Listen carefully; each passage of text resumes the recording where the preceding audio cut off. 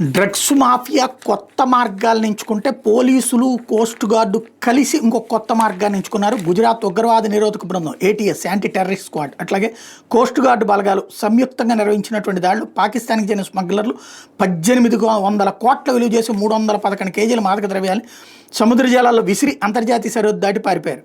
ఆ సరుకు స్వాధీనం చేసుకున్నట్టు సోమవారం అధికారులు వెల్లడించారు.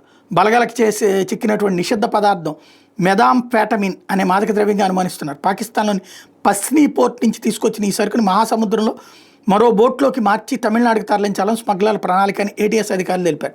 కోస్ట్ గార్డ్ నౌకను చూడగానే వాళ్ళు మాదక ద్రవ్యాలను సముద్రంలోకి విసిరేసి అంతర్జాతీయ సరిహద్దు దాటి పారిపోయారని అధికారులు చెప్పారు. డ్రమ్ములో ఉంచిన పదార్థం నీటి మీద తేలియాడుతూ ఉంటుందని, కోస్ట్ గార్డు పడవ వెళ్ళిపోయిన తర్వాత తిరిగి స్వాధీనం చేసుకుని తమిళనాడుకు పంపాలనేది స్మగ్లర్ల ఆలోచనని ఏటీఎస్ డీఐజీ సునీల్ జోషి చెప్పుకొచ్చారు. అరేబియా మహాసముద్రంలో శని ఆదివారాల మధ్య అర్ధరాత్రి సమయంలో ఈ ఆపరేషన్ చేశామని చెప్పారు.